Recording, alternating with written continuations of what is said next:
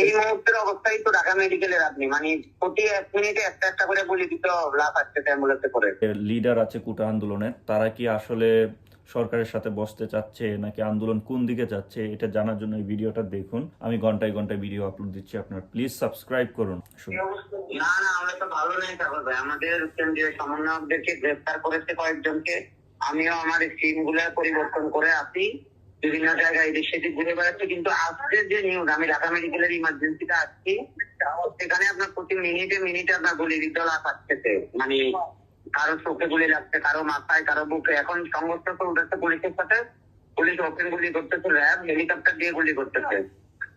এটা হচ্ছে আপনার যাত্রাবাড়ির ওই পাশটাতে, মানে আপনার শরীর একটা রায়ের বাগ, আপনার ওই যে কাশপুর গ্রিল, আর এখানে বাড্ডাতে গোলাগুলি চলতেছে, এবং পল্টনেও নাকি র্যাবের এই হেলিকপ্টার থেকে গুলি করতেছে। এই যে পরিস্থিতি, এই পরিস্থিতিতে আমরা কি করবো বলেন?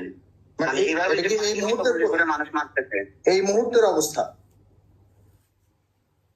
এই মুহূর্তের অবস্থায় তো ঢাকা মেডিকেলের আপনি মানে প্রতি 1 মিনিটে একটা একটা করে বলি দিতে লাভ আসছে অ্যাম্বুলেন্সে করে মানুষ। আচ্ছা, সেনাবাহিনীর অবস্থান কি? সেনাবাহিনী তো নেমেছে, এখন তো রাস্তায় সেনাবাহিনী আছে, রাইট? সেনাবাহিনী এখন তাদের ভূমিকা কি? সেনাবাহিনী কোনো ভূমিকা রাখতেছে না, ওরা শুধু গাড়িতে টহল দিয়ে একবার রাস্তা দিয়ে চলে যাচ্ছে, কিন্তু বলতেছে প্রতি 1 মিনিটে একটা করে লাশ আসতেছে। আমরা তো আসলে ইন্টারনেট বন্ধ করে দেওয়ার কারণ এটাই, যাতে আমরা সঠিক নিউজটা বিদেশ থেকে না পাই। কিন্তু এখানে কোটা আন্দোলনের যে সমন্বয়কারী বা একজন সাংবাদিকের সাথে কথা বলছে, ফেস দ্য পিপলের যে হোস্ট আছে, উনি আসলে জানাচ্ছে তথ্যটা যে হেলিকপ্টার থেকে মানে গুলি করা হচ্ছে। আবার শুনি, সব জায়গায়। আর সেনাবাহিনীর তো কোনো তেমন কোনো ভূমিকা, মানে গোলাগুলি বা সংঘর্ষে তারা তো লিপ্ত হচ্ছে না। সেনাবাহিনীর কোনো ভূমিকা নাই, তারা গাড়িতে তো নামতেছে না কোথাও, তারা গাড়িতে টহল দিয়ে আবার চলে যাচ্ছে।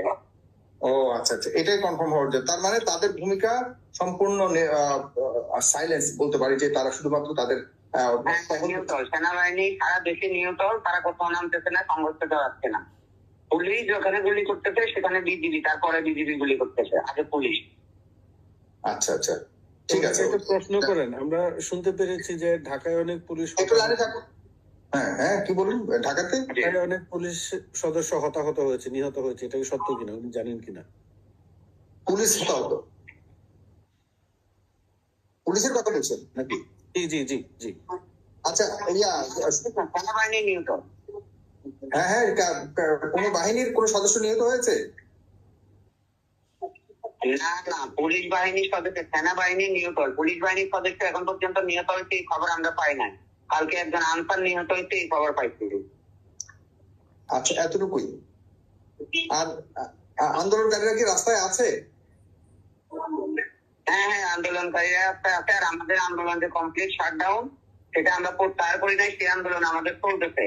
আর আমাদের যে 3 জন সমন্বয়ক আলোচনা করছে, তাদেরকে অলরেডি আমাদের এই মানে চলমান আন্দোলন থেকে আমরা পরীক্ষা করার একটা কথা চলতেছে, বাট আমরা ওই সব সমন্বয়ক একসাথে হতে পারতেছি না।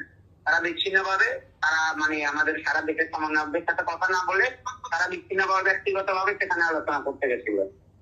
আচ্ছা, তাদের ওই সিদ্ধান্ত কি অন্যান্য আন্দোলনকারীরা মেনেছে? যে আন্দোলনকারী বর্তমানে রাস্তায় আছে, তারা কি সবাই ওই যারা সরকারের সাথে আলোচনা করেছে ওই সমন্বয়কারীদের তাদেরকে সবাই ধরেন এক প্রকার বয়কট করা হয়েছে, কারণ তারা আমাদের সারা দেশের সমন্বয় কারোর সাথে আলোচনা করে নাই, তারা ব্যক্তিগত সিদ্ধান্তে এখানে গেছে।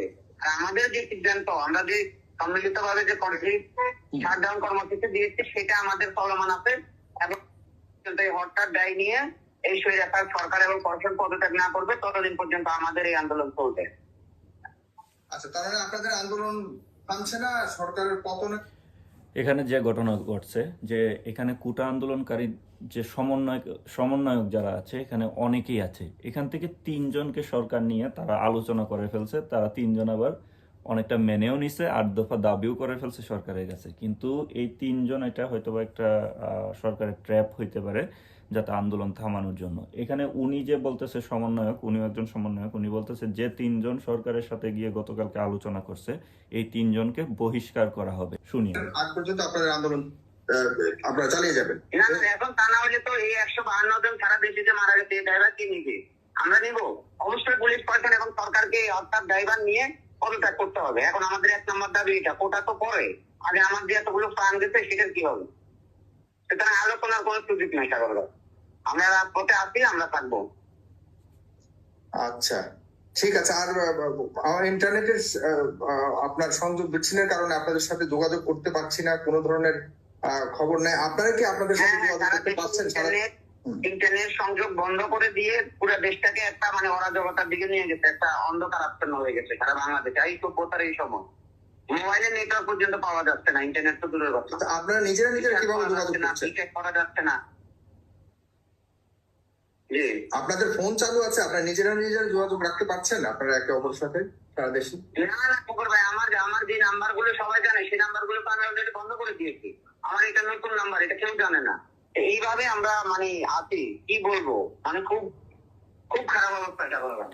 আমাদের যারা এখন এখান থেকে জানতে পারলাম যে কোঠা আন্দোলনকারী যারা আছে তারা নিজেদের মধ্যে যোগাযোগ করতে পারছে না, কারণ ইন্টারনেট সমস্যার কারণে ফোনে যোগাযোগ করা যাচ্ছে না।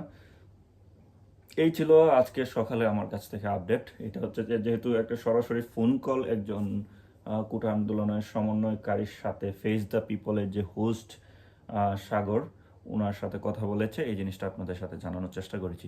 বন্ধুরা, আমার চ্যানেলে আলহামদুলিল্লাহ এখন মোটামুটি 26-27 হাজারের মতো সাবস্ক্রাইবার হয়ে গেছে। আমার চ্যানেল থেকে আয়কৃত সকল অর্থ চলে গেছে কোঠা আন্দোলনকারী যারা আছে তাদের মেডিকেল ইকুইপমেন্ট কেনার জন্য।